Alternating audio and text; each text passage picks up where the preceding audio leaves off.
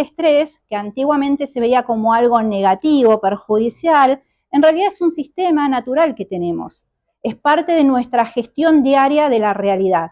Sin estrés nos morimos. Necesitamos del estrés para poder accionar y resolver una situación que esté ocurriendo.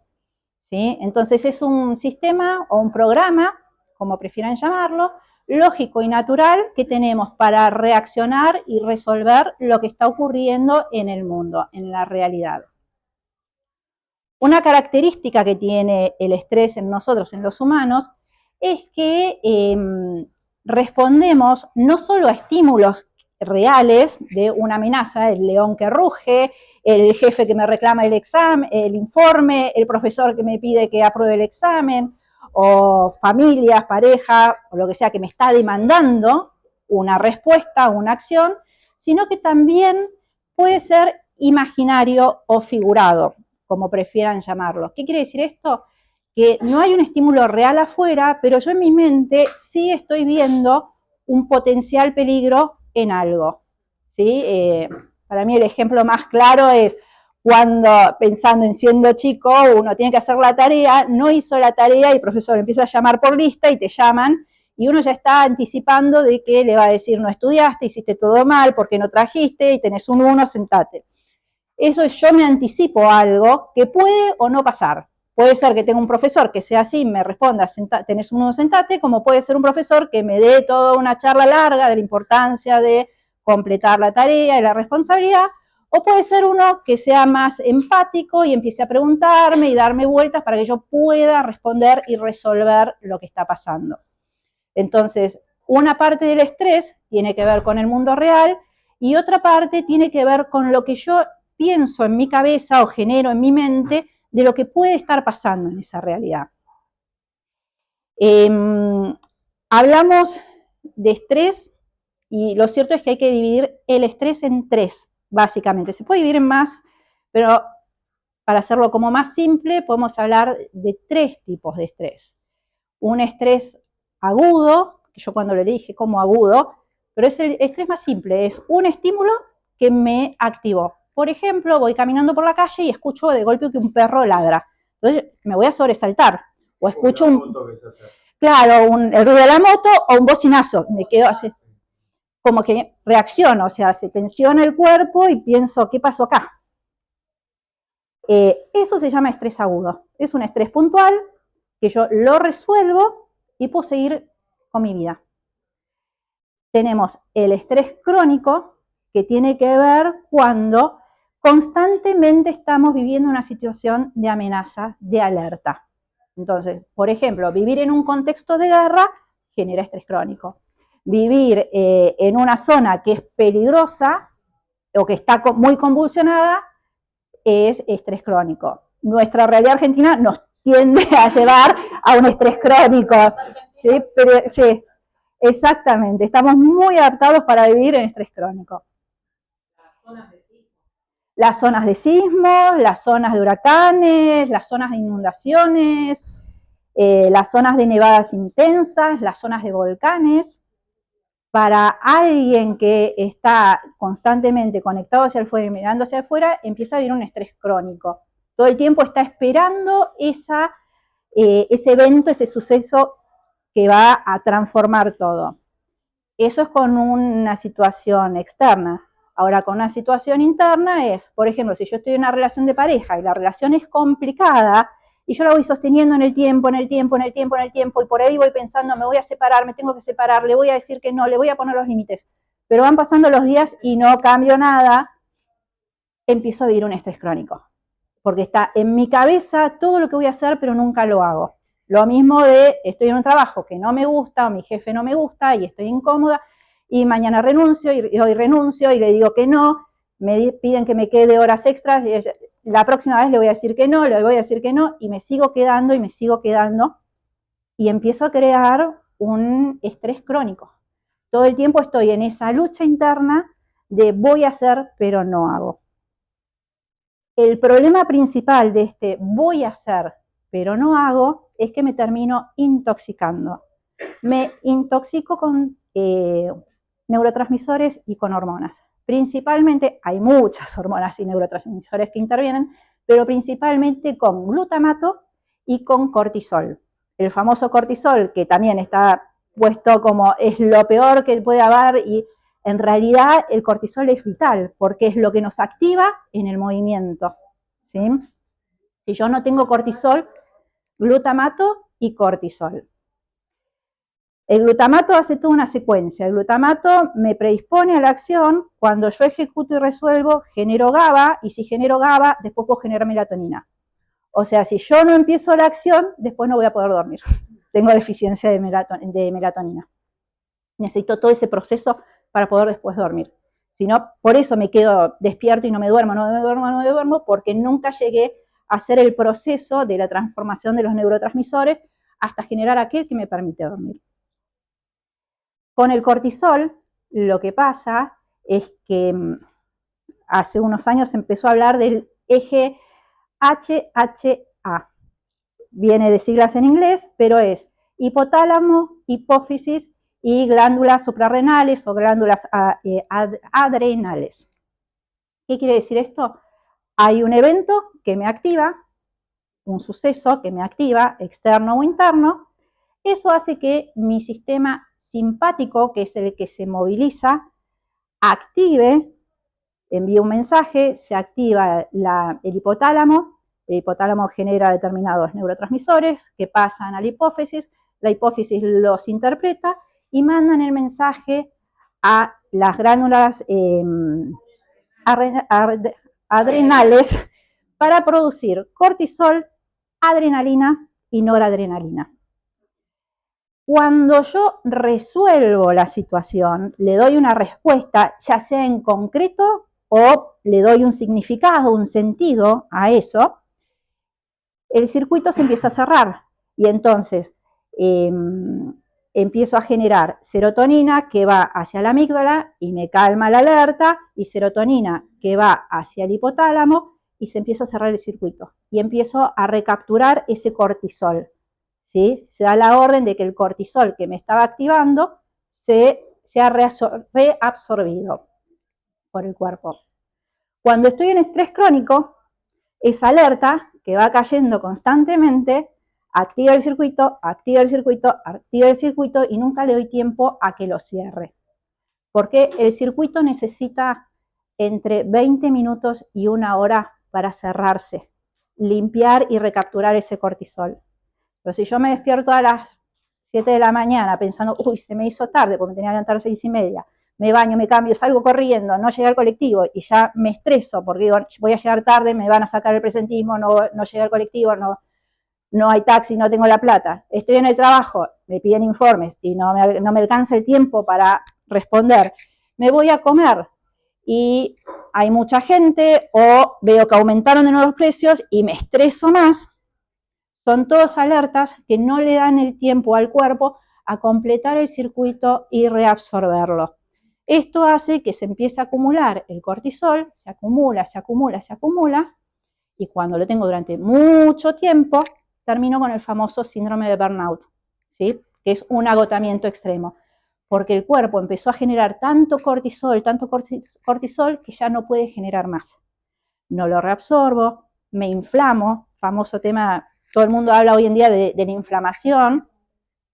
La inflamación se habla mucho de lo que es la microbiota, el intestino permeable, pero es mucho más grave y está mucho más presente la inflamación a nivel cerebral que la inflamación de la microbiota, del intestino. ¿Sí? ¿Por qué? Porque cuando yo empiezo a hacer acción, empiezo a tirar neurotransmisores para poder resolver, gestionar. Con el estrés tengo una sobrecarga y no le doy tiempo al cerebro a limpiarse. Y llega un momento donde queda todo invadido, un montón de neurotransmisores que no terminan de ser degradados, o sea, disueltos, ni transformados en aquello que tiene que ser transformado, de pasar del glutamato al GABA y ahí finalmente a la melatonina. Entonces terminamos inflamados e intoxicados por el cortisol. Esto es lo que nos genera el estrés crónico. Y yo les dije que había también un tercer tipo de estrés, que es el estrés residual.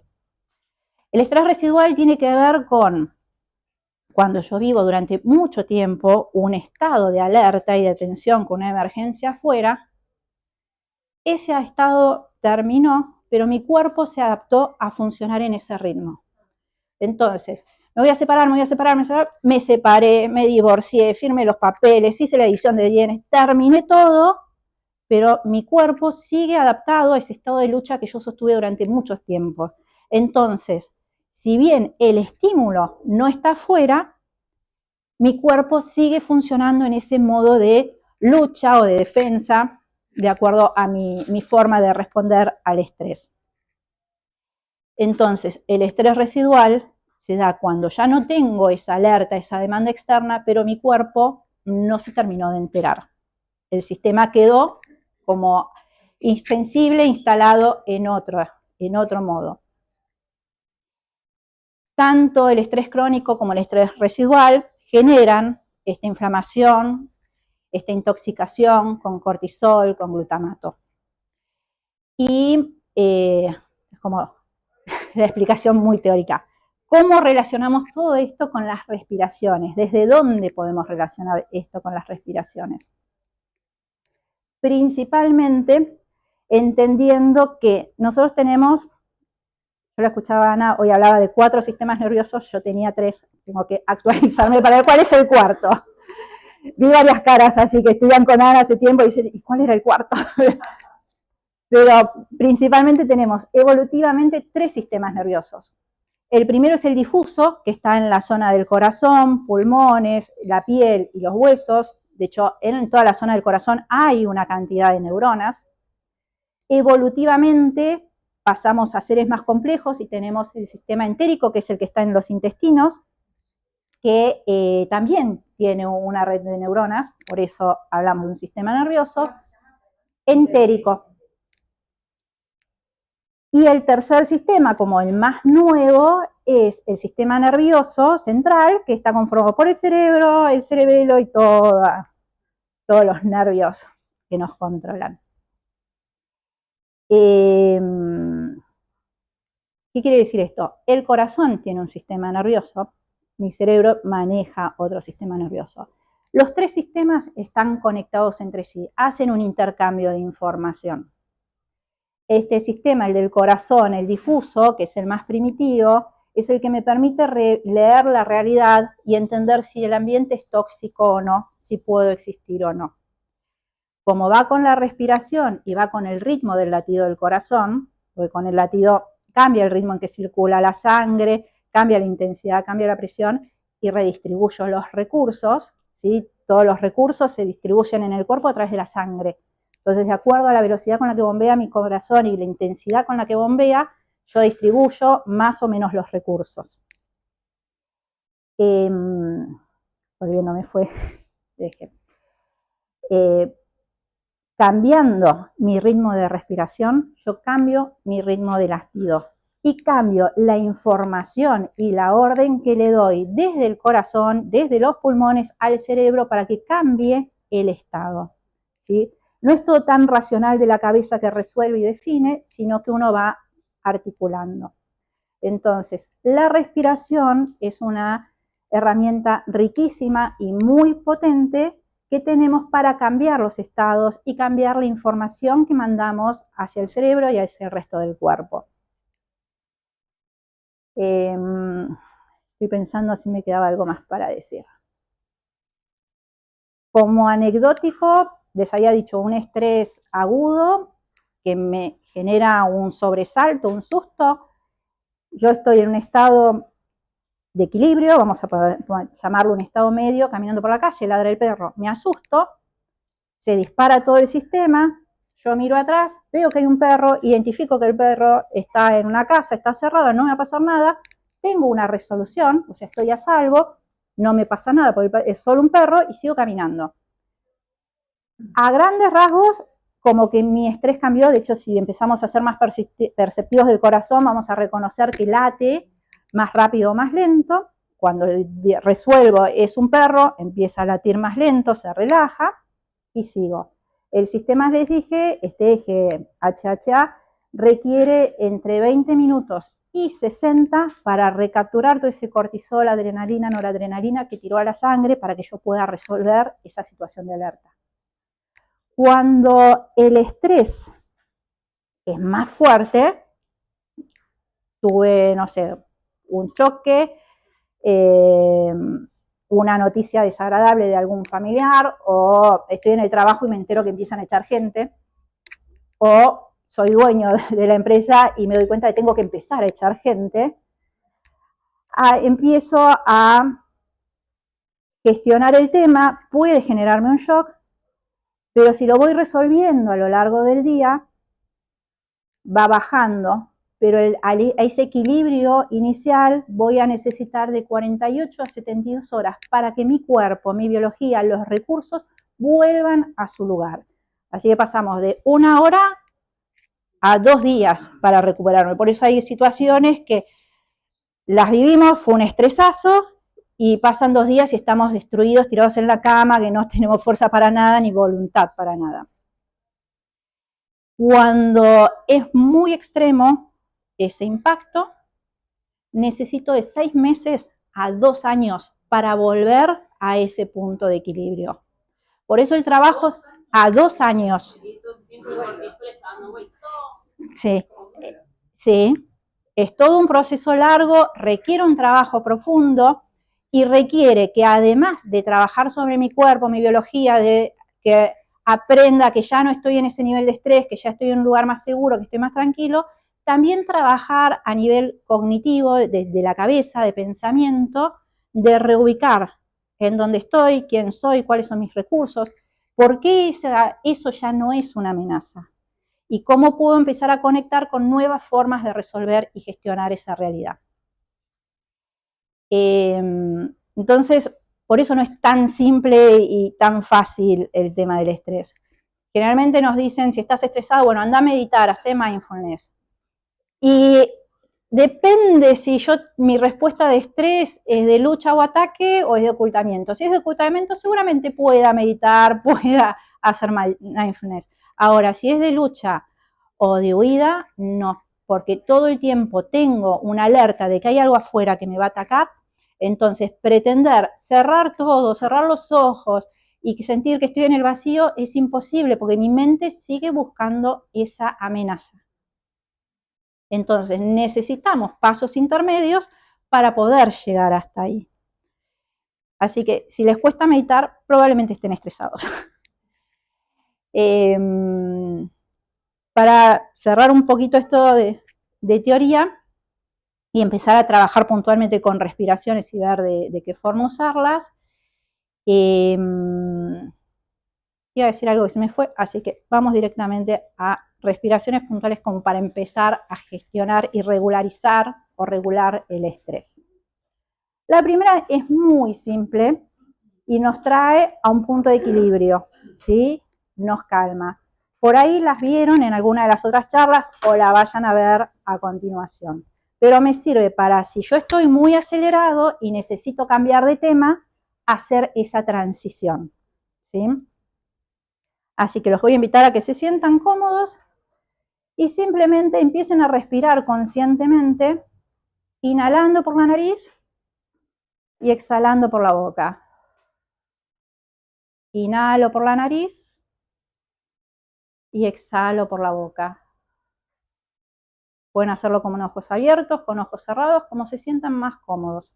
Si dejan los ojos abiertos, lo único que les voy a pedir es que elijan un punto delante y que la atención esté ahí. Y ahora que ya respiraron un par de veces, les voy a pedir que se empiecen a enfocar en que esa inhalación inflen la panza y después el pecho al inhalar y desinflen el pecho y después la panza al exhalar. Si quieren, pueden apoyarse la mano, una mano en el pecho, otra en la panza, para ir reconociendo ese movimiento. Una de las cosas que nos pasa cuando nos estresamos es que nuestra alerta pasa a estar, nuestra atención y alerta está siempre afuera y dejamos de percibir el cuerpo.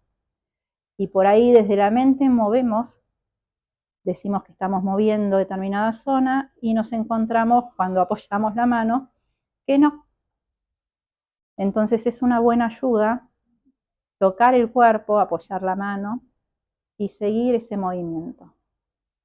Si les provoca bostezar, bostecen tranquilos. Si les provoca estirarse, pueden estirarse tranquilos.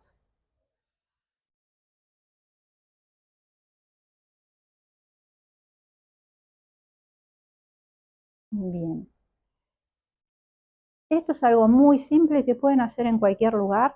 Si quieren, pueden ir abriendo los ojos. Les voy a pedir que se observen y reconozcan si están más tranquilos que antes, si están más relajados. Bostezaron varios, porque se va bajando la alerta. Entonces yo no necesito estar como pendiente de algo afuera ni seguir todo, sino simplemente respirar. Hay estudios que tienen medido que cuando empiezo a respirar en 5 tiempos es la mejor forma de bajar el estrés. Está medido un montón de personas que la respiración en 5 tiempos es lo que mejor baja el alerta del estrés. Si les resulta fácil respirar en 5 tiempos, buenísimo. Si no, simplemente respiren llevando la atención a que cuando inhalo inflo la panza y después el pecho, y cuando exhalo desinflo el pecho y después la panza. ¿Por qué digo esto? Porque cuando estamos estresados, estamos acelerados y la respiración habitual cuando estoy estresado y acelerado es cortita y arriba. No es usando todo el cuerpo. Ahí me acordé. El cortisol se activa tanto si tengo estrés, mi respuesta al estrés es de lucha y huida, como si es de congelamiento. Por ahí me decís, ¿cómo puede ser que el cortisol que me activa y me mueve me sirva también para el estrés de ocultamiento, donde yo me quedo congelado y quietito en un lugar? El cortisol inhibe un montón de funciones en el cuerpo. Entonces, lo cuento porque es algo que a mí me sorprendió cuando lo escuché. Segregamos mucho cortisol porque en el caso de que nos ataque un depredador, reduce la sensibilidad. Yo dejo de sentir. Entonces, si me va a comer un león, que sufra lo menos posible. Esto es lo que hace el cortisol. Entonces, aunque yo me quede quietita, igual tengo cortisol en sangre, te anestesia, exactamente. Y esto permite entender por qué cuando estoy muy estresado y pasado de rosca, hay cosas que no entiendo, hay cosas que no reconozco y hay cosas que no siento. ¿Sí? Con la llamada del estrés, la sangre se redistribuye. Normalmente está equilibrada, repartida entre todo el cuerpo. Cuando tengo una alerta y una respuesta de estrés, la sangre se va a las extremidades, si mi respuesta es de lucha o de huida, o toda dentro de los órganos, si mi respuesta es de ocultamiento. Esto es algo que mencionaba Ana, que cuando estamos estresados, los recursos se redistribuyen. Y si yo sostengo esa situación de estrés, hay zonas del cuerpo que empiezan a estar en falencia. ¿Por qué? Porque se dieron su sangre, que es lo que le permite empezar a interactuar y moverse, a otras zonas del cuerpo. Que puede ser el cerebro, pueden ser los músculos, pueden ser diferentes partes del cuerpo. No es solamente la cabeza. Y cuando nosotros con la escuela de Ana hay una frase de cabecera que dice, si me corre el león, no tengo tiempo de aprender la tabla del 2, enamorarme, tener hijos, curarme el cuerpo, sanar, hacer amigos, porque toda mi energía está puesta en la subsistencia. Entonces también me empiezo a cerrar del mundo, me empiezo a aislar, empiezo a estar muy reactivo, es toda una amenaza. Sí. De ocultamiento se meten los órganos. ¿Se va todo para afuera o se va todo para adentro? Entonces, si se me va todo para adentro, empiezo a tener calambres, tengo siempre las manos frías. Esa es mi respuesta habitual de ocultamiento. Yo suelo tener las manos frías, solía tener muchos calambres, pero me doy cuenta que con todo el trabajo que vengo haciendo hace 6 años, desaparecieron prácticamente los calambres. Es más algo conjuntural de un movimiento que una cuestión de estar estresada. Entonces, con las respiraciones lo que hacemos es empezar a regular para que los recursos vuelvan al lugar donde tienen que estar y todo vuelva a funcionar de manera correcta. Ahora los quiero invitar a hacer otra respiración que es interesante de probar. Vamos a respirar en 4 tiempos también, pero vamos a poner, primero les muestro las manos acá agarrando las costillas. Yo agarro las costillas, Ana pone en la cintura, yo agarro las costillas porque me resulta más fácil darme cuenta si cuando inhalo abro las costillas o no. ¿Sí? Entonces yo agarro las costillas y cuando inhalo abro. Y cuando exhalo cierro. Esta es la primera postura. La segunda postura parece más religiosa, la podemos llamar así, mudra oración. Si no me gusta lo religioso, puedo hacerme así tipo pensador, las dos me sirven. No tan abajo, pero sí inclinado hacia adelante. Me puedo poner así el puño. Y esto me va a llevar a respirar de otra forma. Entonces vamos a hacer un par de vueltas respirando así. Primero así, en costillas, y después así. Inhalo por nariz y exhalo por boca. ¿Estamos? Solamente llevo el aire a las costillas. Inhalo y abro bien las costillas. Exhalo y saco el aire y cierro las costillas. En el tiempo y en la velocidad que les resulte más cómodo. Si quieren dejar los ojos abiertos, busquen un punto de referencia y miren solamente eso. Inhalo. Exhalo. Mientras siguen respirando así, les cuento que lo que estamos haciendo al respirar de esta forma es estimular la producción de dopamina. Cuando estoy muy estresado, termino agotando la dopamina. ¿Por qué? Porque el eje de estrés lo primero que hace es estimular la producción de adrenalina, cortisol y dopamina. Porque la dopamina, además de hacerme sentir contento, de disfrutar, me pone en acción, me da un proyecto, un sentido. Si la dopamina tiene primero una capacidad límite de producción y también una capacidad límite de absorción. Necesito que se use. Si yo tengo una sobrecarga de dopamina, llega un punto donde, así como antes no absorbía cortisol, dejo de absorber la dopamina. Y ahora vamos a pasar a la segunda postura, la que es con el rezo. Y van a respirar. Y seguramente estén notando que al inhalar, como que se abren atrás los omóplatos.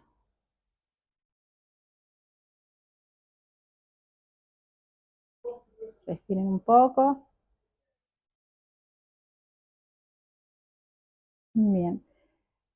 De esta forma lo que estamos produciendo es serotonina. La serotonina es el neurotransmisor y la hormona por excelencia para bajar el estrés.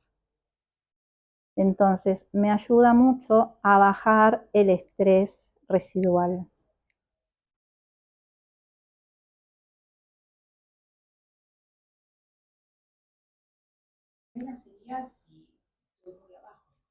Si estoy muy abajo, sí. En realidad, si yo tengo estrés crónico y estrés residual, haría las dos. O sea, la recomendación es hacer las dos. Sí. Puedes hacerla 1 minuto, puedes hacerla 3 minutos, puedes hacerla 5 minutos. Con la dopamina y la serotonina hecha de esta forma, no hay problema. De hecho, cuando estamos estresados, baja la dopamina y baja la serotonina. Las personas con depresión tienden a tener serotonina muy baja y generalmente cuando hay un cuadro de depresión, hay un cuadro también de mucho estrés. Entonces, me ayuda a empezar a producir internamente la serotonina de manera natural. Tenemos esto al margen, ¿no? Tenemos 3 tipos de serotonina. La serotonina alta, que es la que estamos, no, así hacemos la media. Serotonina alta, serotonina media y serotonina baja. Los 3 neurotransmisores, hormonas, generan un estado de mejora y de sentirnos más parte del mundo y más seguros, ¿sí? En esta integración que tiene la escuela de lo espiritual y lo neurocientífico, cuando respiramos la serotonina alta, estamos desarrollando el yo yo soy el guerrero y puedo enfrentar lo que tengo alrededor, lo que tengo enfrente. Cuando estimulo la dopamina, estimulo el yo puedo. Este es el territorio y yo puedo con esto, ¿sí? ¿La serotonina tanto alta, media como baja, el yo soy? Sí, te lo resumo así, es más profundo y más extenso, es un yo soy. Es como que me planto en mi guerrero y puedo enfrentarme y salir a resolver el mundo. Veo que siguen bostezando.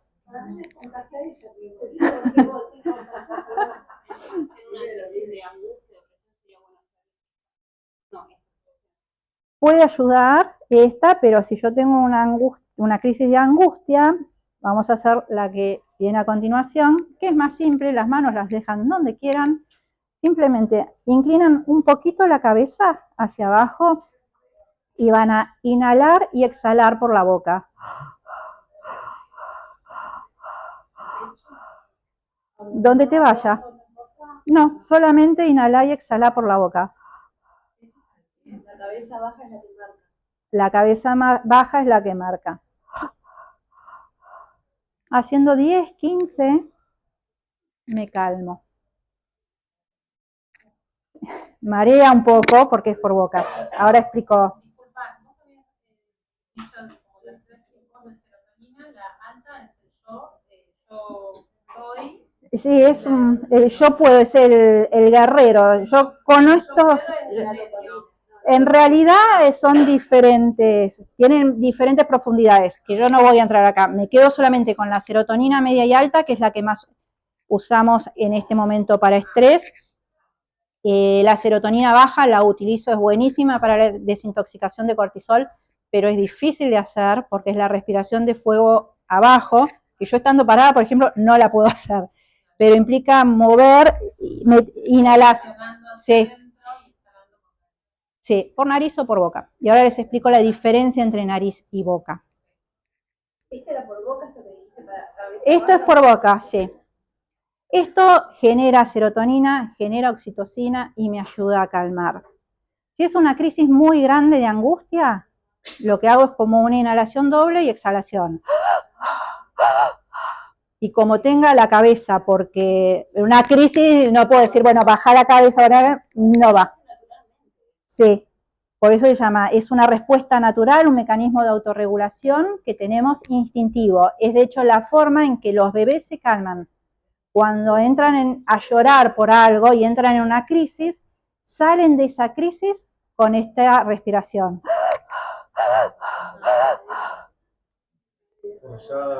Sí, al ritmo que uno pueda, porque está medio en una crisis. ¿Cómo te sale? Yo en las sesiones, cuando la persona se moviliza mucho con el tema que estamos trabajando, frenamos el trabajo y empieza a respirar. Cuando está calma, ahí retomamos. O cerramos, dependemos de cómo venimos. Pero ahí sí, ahí es ir viendo y regulando de acuerdo al momento y a la situación. Esto genera serotonina y oxitocina. La oxitocina me hace sentirme parte, ser parte de algo más, y el sentirme parte de algo más me da tranquilidad. ¿Por qué? Puede ser para abajo, puede ser... Si estás en una crisis es donde tengas la cabeza. Sí, la primera vez era... Eso es un poquito para abajo, para poder generar serotonina. Y me da tranquilidad. ¿Sí? Es una de las formas que tenemos. Hay muchas formas de integrar las respiraciones y de usar. Yo estoy tratando de como ir saltando y resumir. Y hay una última que pues estoy viendo la hora que ya son -20, una última que quería hacer con ustedes, es un poquito más larga, pero ayuda a empezar a desintoxicar el cortisol. Les explico los pasos y después la hacemos. Primero, simplemente van a inhalar y exhalar, como les salga en el cuerpo. Después les voy a pedir que cuando inhalen, procuren hacer lo que se llama respiración completa. ¿Qué quiere decir esto? Que inflo la panza, inflo el pecho e inflo un poquito más arriba. Desinflo, desinflo, desinflo. Vamos a hacerlo un par de veces. Después van los que están sentados en silla, les voy a pedir que agarren de los costados las sillas y cuando inhalan van a apretar la silla y cuando exhalan van a relajar la presión sin sacar la mano. Y los que están en el piso pueden apoyar la mano en el piso, las palmas de la mano en el piso. Y como salga. Van a apretar la mano en el piso cuando inhalan y cuando exhalan suavizan, sueltan la presión, pero no levantan la mano siempre tiene que quedar en contacto. Y por último, en la última ronda van a dejar los brazos libres. ¿Sí? El ritmo de respiración va a ser inhalo, exhalo, retengo. Son poquitos segundos, no va a ser mucho. O sea, inhalo por nariz, exhalo por boca, me quedo sin respirar. ¿Sí? ¿Están listos? Entonces, vamos a empezar con la primera, que era la respiración completa. Si quieren, hacemos primero un par de vueltas de respiren normal. Inhalo por la nariz y exhalo por la boca. Inhalo por la nariz y exhalo por la boca. Y ahora sí, van a procurar inhalar haciendo la respiración completa de inhalo por nariz, inflando panza, pecho y la parte más alta. Y exhalo, liberando todo ese aire. Una vez más. Inhalo. Exhalo. Y ahora retengo. Me quedo sin respirar. Y ahora inhalo. La respiración completa. Exhalo. Me quedo sin respirar. Inhalo. Exhalo. Y me quedo sin respirar. Ahora pasamos, les dije las de las manos, las manos, tocando el piso, inhalo y hago presión contra el piso, exhalo y libero la presión sin levantar las manos, sin soltar el contacto y me quedo sin respirar. Inhalo, haciendo presión, exhalo, liberando la presión y me quedo sin respirar, sosteniendo el contacto. Inhalo, haciendo presión, exhalo, suelto la presión y me quedo sin respirar, haciendo contacto. Última ronda, inhalo, haciendo presión, exhalo, liberando la presión y me quedo sin respirar, haciendo contacto. Ahora dejen los brazos sueltos, sin que toquen nada, y van a inhalar, como les resulte cómodo. Exhalar y se quedan sin respirar. Inhalo, exhalo, me quedo sin respirar. Inhalo,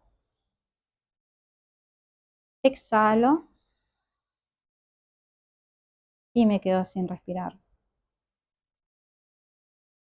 Y ahora los voy a invitar a que sigan respirando normalmente, sonrían un poco, si quieren pueden seguir con los ojos cerrados, un poquito más, respiren normalmente, sonriendo. Si necesitan bostezar, bostecen. Y cuando estén listos, abren los ojos. Sí. Retenés en donde, en realidad es sin aire. Sí. Lo ideal es retener sin aire. Cuando yo hago la exhalación, vacío todo. Pero eso yo reconozco que primero requiere cierta práctica y segundo, que uno no esté muy estresado. ¿Por qué? Porque cuando yo me quedo sin aire, se dispara una alerta, que es un poco un truco que usamos. Se dispara una alerta en el cerebro que dice, nos vamos a morir, porque si no respiro, me muero. Entonces, nuestro cuerpo, nuestro sistema nervioso, lo que automáticamente hace es empezar a apagar todos los sistemas que están consumiendo mucha energía. El estrés es uno, la ansiedad es otro, la angustia es otro, el miedo es otro. Entonces, el quedarme sin respirar es una forma rápida, un shock rápido para cortar con el estrés, con el pensamiento rumiante y todo, ir apagando el sistema. Después me tengo que recuperar, tengo que hacer un trabajo, si vengo con estrés crónico, estrés residual, tengo que hacer un trabajo adicional.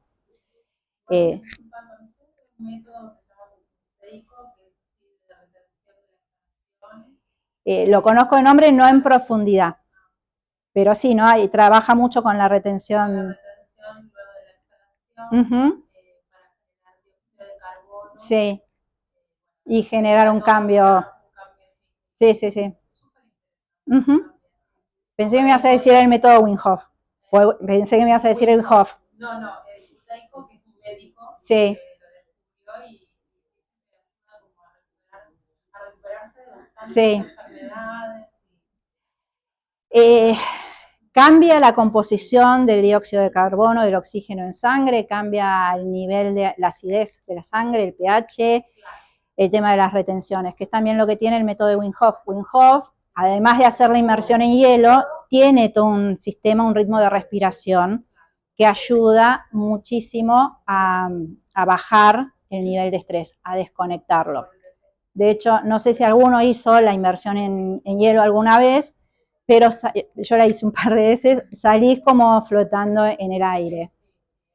Es intenso, sí, está muy buena. Si uno no quiere hacer la experiencia de me meto adentro de una pileta con hielo, meterse en la costa argentina es parecido.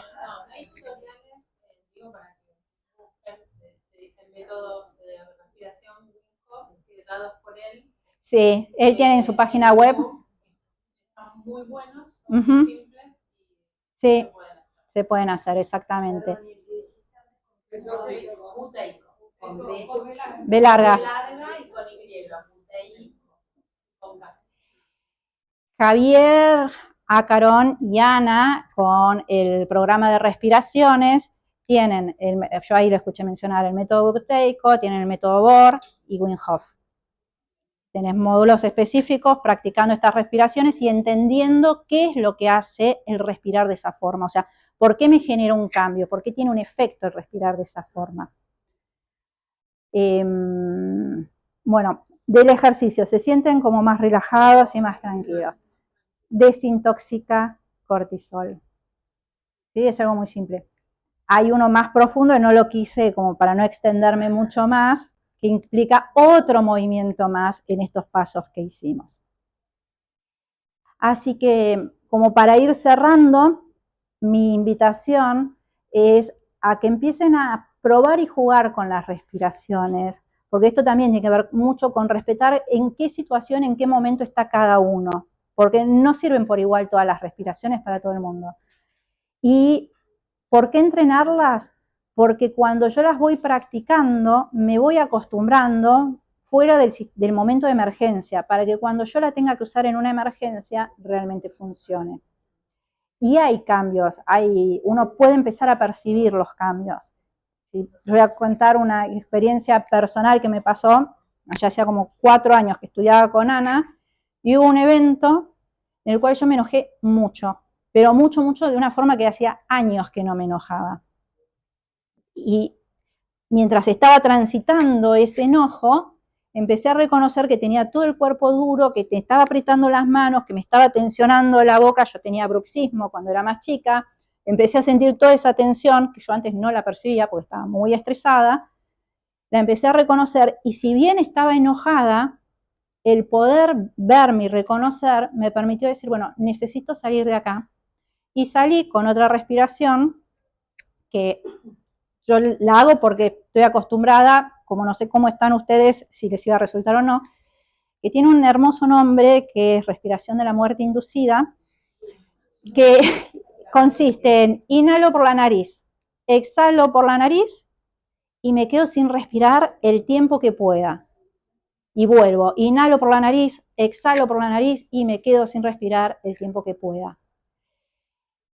Yo hice esa respiración y a la octava se me había pasado ese nivel de tensión y de enojo y de malestar que tenía por el evento. El evento sigue estando, pero yo pude cambiar el estado para empezar a gestionar y resolver.